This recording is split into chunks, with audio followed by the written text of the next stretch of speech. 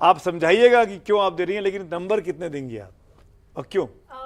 मैं नंबर दूंगी 7, क्योंकि देखिए फोकस काफ़ी अच्छी रही है। जो 9 पॉइंटर्स एजेंडा लेके इंफ्रास्ट्रक्चर पे पुश, एग्रीकल्चर पे पुश, जो जॉब क्रिएशन, एम्प्लॉयमेंट, स्किलिंग पे जो पुश हुई है, और वेरियस फैक्टर्स जो कस्टम्स पे, एमएसएमईज, मैन्युफैक्चरिंग पे, आई थिंक जो इंटरेस्टिंग और अच्छी बात है बजट की, फिस्कल डेफिसिट को रेन इन करके भी हर स्लैब में, कस्टम्स में छोटे छोटे हर कंपोनेंट्स की बात की गई है। उनको कैसे to make the economy more vibrant कैसे किया जा सकता है, ये सब बहुत अच्छी तरह उन्होंने एक्सप्लेन की है।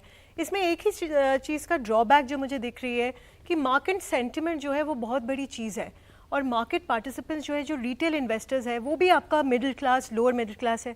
कैपिटल गेन्स का जो टैक्स बनता है वो उतना एक्सचेकर को भारी नहीं पड़ता है, तो उसको उतना छेड़ना was probably not a very good idea, because retail investors के लिए ये सेटबैक है।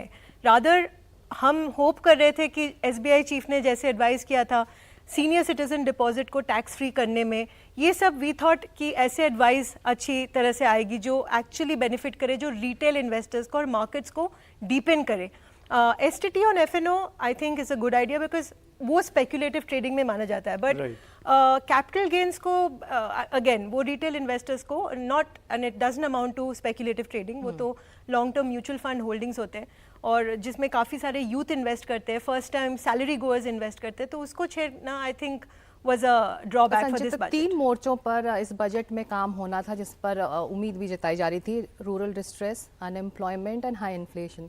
इन तीनों मुद्दों को टैकल किया गया, आपको क्या लगता है? एब्सोल्युटली, इन तीनों मुद्दों को बहुत अच्छी तरह टैकल किया गया, क्योंकि फर्स्ट ऑफ ऑल एग्रीकल्चर में जो हम देख रहे हैं, बहुत सालों से बातें हो रही है, लैंड एंड लेबर रिफॉर्म्स कभी होती नहीं है, यील्ड कभी होती नहीं है, प्रोडक्टिविटी पे हम कभी कंसंट्रेट करते ही नहीं है, क्लाइमेट चेंज पे, वाटर रिसोर्सेज पे, इरिगेशन पे चेंजेस हम कभी डिस्कशन ही नहीं करते। इस बजट में actually point by point discuss किया गया कि कैसे प्रोडक्टिविटी, कैसे हॉर्टिकल्चरल सीड्स को इंट्रोड्यूस कर सकते, कैसे central and state government with private participation, 3 types का, राइट, ट्राइपार्टाइट कॉम्पैक्ट जो इकोनॉमिक सर्वे में कहा गया, इसको हम कैसे टैकल कर सकते हैं इन इंक्रीजिंग प्रोडक्टिविटी, ताकि कि एग्रीकल्चर भी एक एम्प्लॉयमेंट ल्यूक्रेटिव जोन बने when you increase the yield and productivity उस इंडस्ट्री का।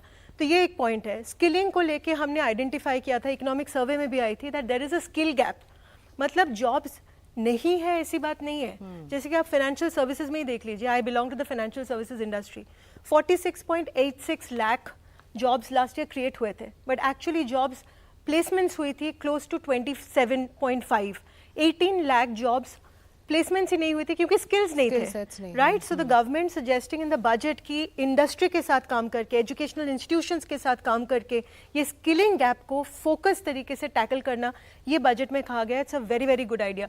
इन्फ्लेशन को talking about renewables, electrification, solar panel, industry को ज़्यादा क्रेडिट देना, बैंक बैलेंस शीट्स क्लीन करके मोर क्रेडिट ऑफ टेक पे फोकस करना, I think will help inflation in the long run.